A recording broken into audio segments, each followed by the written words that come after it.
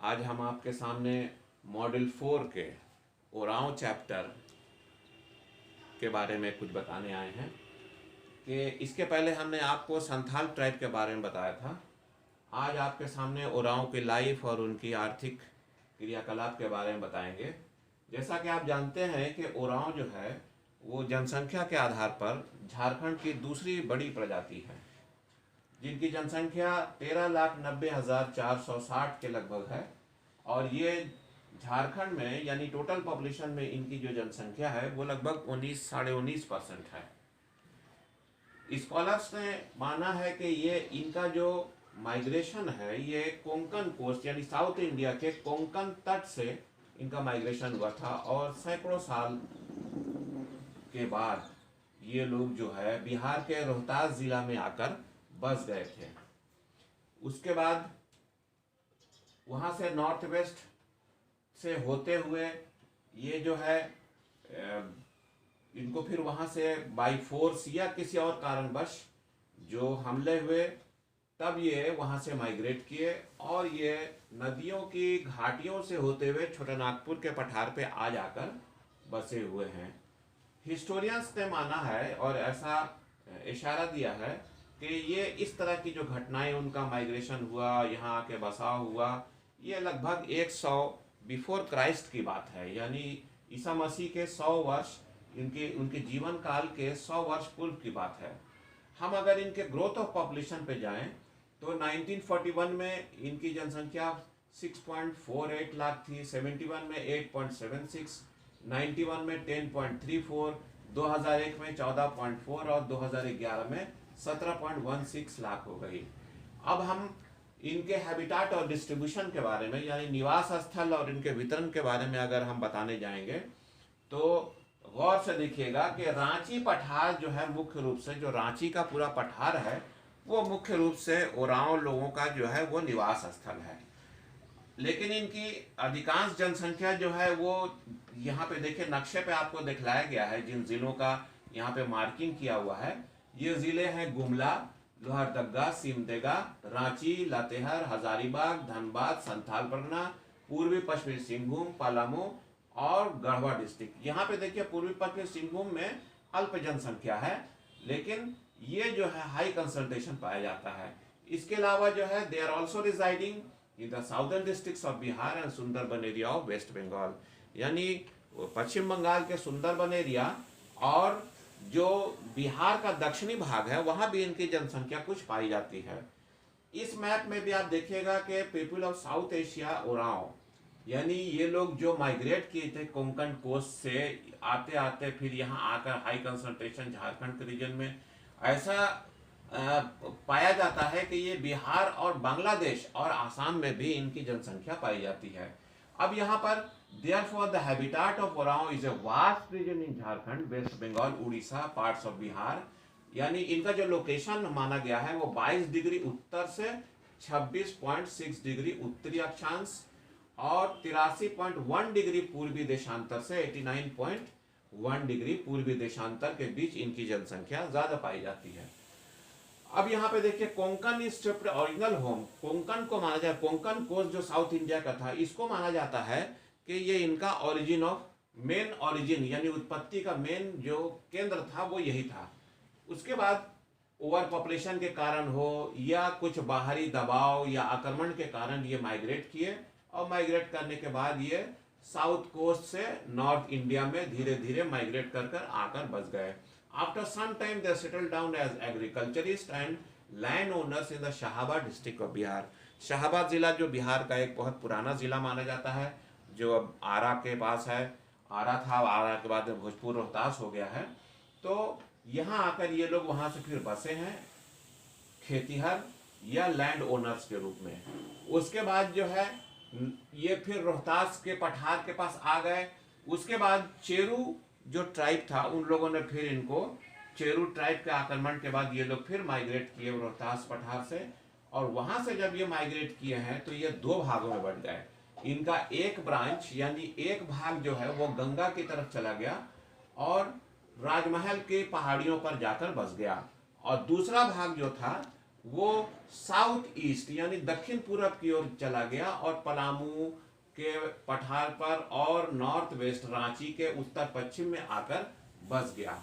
With better equipment and knowledge they rapidly, फिर वहां पे अच्छी जानकारी और जो उनको अच्छी नॉलेज और जानकारी थी, तो उन लोगों ने क्या किया कि कृषि में अच्छा विकास किया और नॉर्थ वेस्ट में और सेंट्रल पार्ट ऑफ छोटानागपुर में इन लोगों ने कृषि का अच्छा विकास प्रारंभ कर दिया।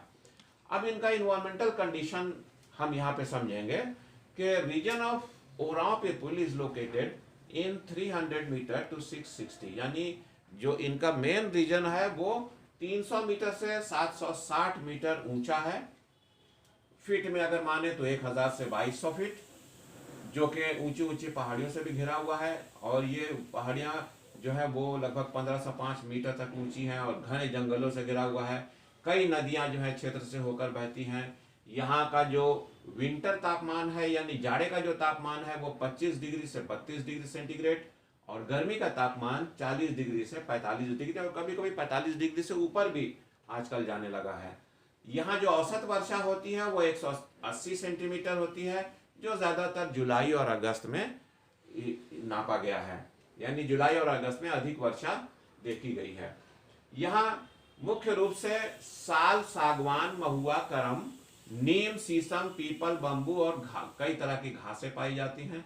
इसके अलावा यहाँ सुअर, शीप यानी भेड़े, उसके बाद डियर, स्वान, हंस, डंकी, जैकल, गोट और कई तरह का मवेशी पाले जाते हैं और उसको फिर अपने उपयोग में भी लाते हैं। भाषा जो ये बोलते हैं वो कुरुक कहा गया इनकी भाषा को, और जो कि द्रविडियन लैंग्वेज है, द्रविडियन फैमिली का ये कुरुक भाषा है। और ये ज़्यादातर जो ओरांव है वो बाइलिंगुअल, एक से ज़्यादा भाषा बोलते हैं। और ये जो है वो ज़्यादातर रांची, पठार और पलामू डिस्ट्रिक्ट में रहते हैं। And they have borrowed many words from Indo Aryan and Munda languages. इनके बहुत सारी भाषा में जो वर्ड हैं, शब्द हैं, वो इंडो आर्यन शब्द हैं या मुंडारी लैंग्वेज से लिए गए हैं। सोशल ऑर्गेनाइजेशन कल्चर, इनका जो सामाजिक संगठन है और इनकी जो संस्कृति है वो ज्वाइंट फैमिली कम ही देखने को मिलता है ओरांव सोसाइटी में। और इनका जो स्मॉलेस्ट फॉर्म है फैमिली को माना जाता है। फैमिली जो है वो स्मॉलेस्ट फॉर्म है सोसाइटी का, और फादर जो होता है इनकी फैमिली का हेड माना जाता है। The families of Oraon are basically paternal, यानी फादर से ही जो है वो इनकी फैमिली जो है चलती है। They are the second most literate tribes. ये पूरे झारखंड में जो है ये दूसरे सबसे ज्यादा पढ़े लिखे आदिवासी माने जाते हैं। The traditional Oraon society is divided into a number of territorial segments known as parhas, यानी जो इनके ओरांव सोसाइटी के जो ट्रेडिशनल सोसाइटी इनकी है वो कई टेरिटोरी में बांटी हुई है, जिसको पढ़ा कहते हैं, Parha. These are divided number of villages, जिसको कई विलेजेस में बांटा हुआ है। और जो वही स्मॉलेस्ट यानी सबसे छोटा यूनिट या इकाई माना गया है, which constitute the smallest political unit. A parha comprise a number of villages, यानी एक परहा जो है कई विलेज को मिलाकर बनाया गया है। The number of villages varies from परहा to परहा। किसी परहा में 5 गांव है, किसी में 7 है, किसी में 8 है, किसी में 9 है, किसी में 20 है एक एक परहा में, यानी ये वैरी करता है परहा टू परहा। और all villages in a parha are subject to the authority of parha panchayat. और यहाँ पे जितने भी गांव हैं एक परहा में वो गवर्न होते हैं परहा पंचायत के थ्रू, यानी सारे फैसले परहा पंचायत ही लेता है। The Oraons are divided into a numerous clans. ये कई तरह के क्लैंस में बटे हुए हैं। ओरांव जो है ये कई तरह के क्लैंस में बटे हैं। Which take their names from birds, यानी जो है इनका जो नामकरण हुआ है, यानी कई तरह के गोत्र या क्लैंस में बटे हैं। और इनका जो नामकरण हुआ है वो चिड़ियों से यानी पशु पक्षियों से, मछलियों से, जानवरों से, सब्जियों से, प्लांट्स एंड मिनरल्स से, कई तरह के धातुओं से। जैसे मिसाल के तौर पे टोप्पो है, तो टोप्पो का जो नामकरण किया गया है वो वुड पेकर, जो कटफोड़ा बोलते हैं, एक चिड़िया है, उससे लिया गया है। मिंज और खालको जो है वो दो अलग अलग तरह की मछलियां होती हैं, उन मछलियों से इनका नामकरण किया गया है। उसी तरह से बाखला स्पेसी ग्रास, एक घास के एक प्रकार है, उससे लिया गया है। उसके बाद खेस फ्रॉम पैडी, धान से खेस लिया गया है। लकड़ा फ्रॉम टाइगर, शेर से लकड़ा का टाइटल लिया गया है। तिरके फ्रॉम माइस, चूहिया से जो है वो तिरके लिया गया है। पन्ना, लोहा से पन्ना का टाइटल लिया गया है। और नमक से बेक का टाइटल लिया गया है। तो इसी तरह से नामकरण इनके यहाँ टाइटल लिए गए हैं। In this way various clans names of, और इसी तरह से जो इन ओराओं में नाम का टाइटल लिया गया, एक्का, कच्छप, किंडू, किस्पोटा, कुजूर, केरकेट्टा, खाखा, खालखो, नाग, गारी, टोपो, टिग्गा, तिरके, डाडेल, पन्ना, बाखला, बारला, बेक, मिंज, लकड़ा और लिंडा, ये सारे टाइटल्स जो है ये हमने ऊपर बताया कि अलग अलग पशु पक्षियों से, किसी का धातुओं से अलग अलग तरह से नामकरण किया गया है। The Oraons follow the rule of endogamy and exogamy for the purpose of, शादियों में ये क्लैंस के अंदर भी, कुछ क्लैंस के बाहर भी शादियां करते हैं। They marry in another clan which are settled by their parents, ज्यादातर शादियां जो है अरेंज मैरिज होती हैं और वो जो है दूसरे क्लैन में की जाती हैं। In the past there were dhumkurias for the young boys and girls, यानी यंग लड़के लड़कियों के लिए एक क्लब होता है जिसको धूम कुड़िया या डॉर्मेट्री कहा जाता है। उस क्लब में उनकी सभ्यता, उनके सभ्यता के विकास, उनकी संस्कृति के बारे में बताया जाता है, जिसको धूम कुड़िया कहते हैं। और संस्कृति के विकास में धूम कुड़िया का बहुत ही अहम रोल रहा है, इसलिए धूम कुड़िया यूथ्स के लिए बहुत अच्छा रोल जो है ये निभाया है। यहाँ पे देखिए सिंह बोंगा या धर्मेश जो है is the chief deity of the Oraons, इनके मेन देवता जो है वो सिंह बोंगा माना जाता है। और पाहन इनका जो रिलीजियस हेड है, यानी जो मेन पंडित होता है उसको पाहन कहते हैं। He conducts the rituals at the time of sacrifice and ceremonies, यानी पाहन ही जो है सारे रस्म और सारे जितने भी चाहे वो बलिदान का हो, चाहे वो शादी ब्याह हो, चाहे किसी तरह का हो, सब कुछ जो है, सारा काम, सारा रस्म जो है वो पाहन ही करता है। Their important festivals are Sarhul, Karma and Sohrai, यानी सरहुल, कर्मा और सोहराई इनके मुख्य पर्व त्योहार हैं। अब हम आते हैं इनकी इकोनॉमी की, आर्थिक क्रियाकलाप के ऊपर। ओरांव जो है, जैसा कि हम जानते हैं कि दूसरी सबसे बड़ी पढ़ी लिखी जनजाति है झारखंड की, और ये अब जो है माइग्रेट कर रहे हैं शहरी क्षेत्रों के ऊपर जॉब की तलाश में, यानी नौकरी की तलाश में। ये जब पढ़ लिख रहे हैं तो वो अर्बन एरियाज की तरफ ये माइग्रेट कर रहे हैं।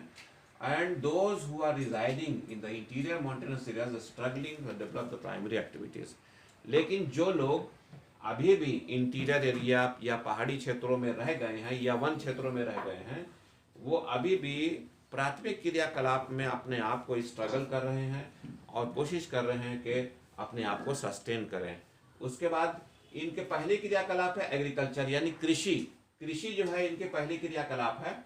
और ये पहले जो थे फूड गैदरर्स, यानी वनों से खाने पीने की वस्तुएं इकट्ठा करते थे और अपना जीवन यापन उसी से करते थे। कुछ समय के बाद इन्होंने एक जगह से दूसरी जगह जो है घूम घूम के कृषि करना प्रारंभ कर दिया।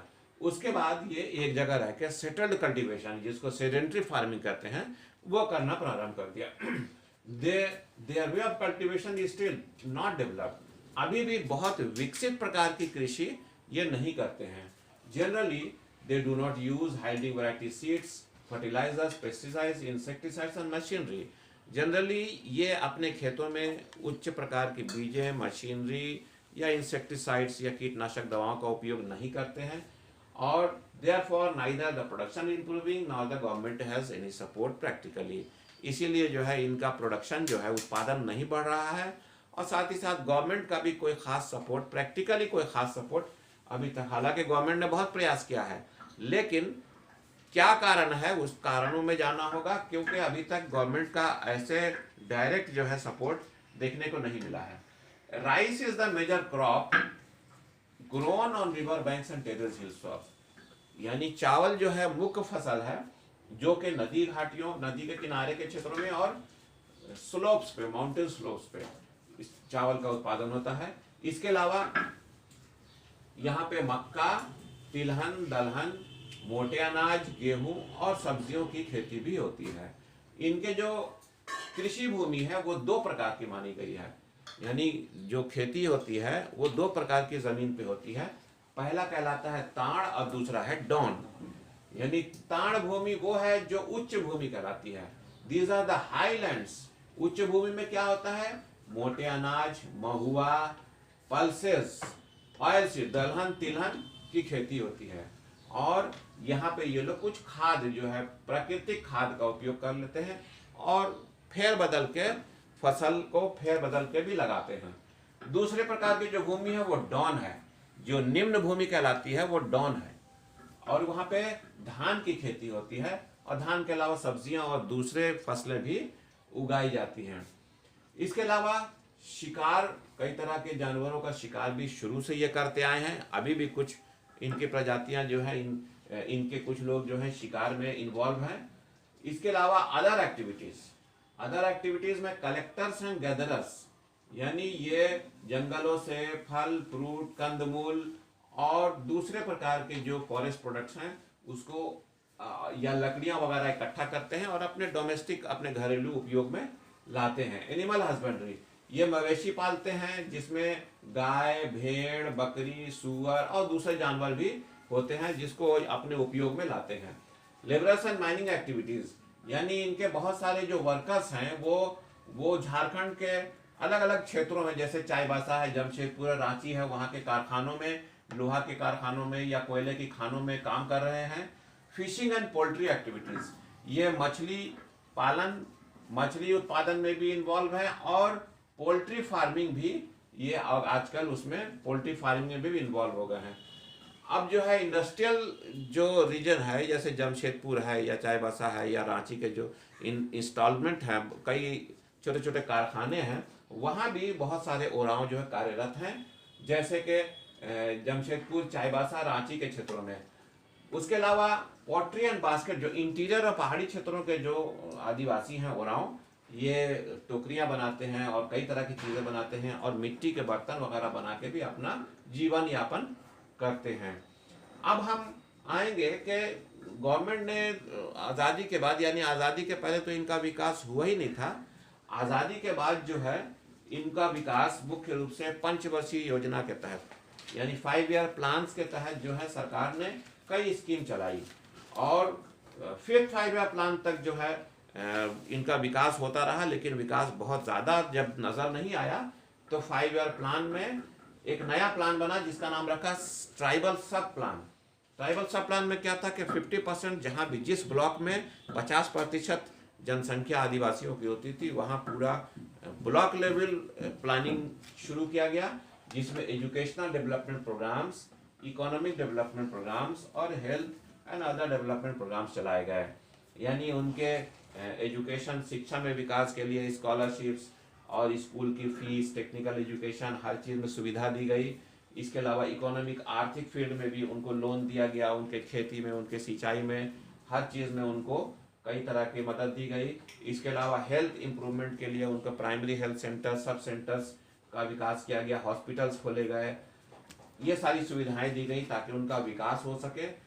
लेकिन ये अभी भी इनका विकास उतना तेज़ी से नहीं हुआ है। बहुत सारे लोग जो पढ़ लिख के शहरों में काम कर रहे हैं। दीज मेजर्स रिलेटेड टू, इनके जो विकास के कार्य हैं वो जो land restoration, forest, credit, marketing और दूसरे फील्ड में ट्राइबल सब प्लान के तहत चल रहे हैं। स्टूडेंट्स, उम्मीद है कि आपको ओरांव ट्राइब के बारे में जो आज हमने बताया वो काफ़ी हद तक समझ में आ गया होगा। डिटेल में जाने के लिए आपको वीडियो के डिस्क्रिप्शन में जाकर देख लीजिए, उसका पूरा नोट्स है, उसको स्टडी कीजिए और अपने एग्ज़ाम की तैयारी कीजिए। Thank you very much.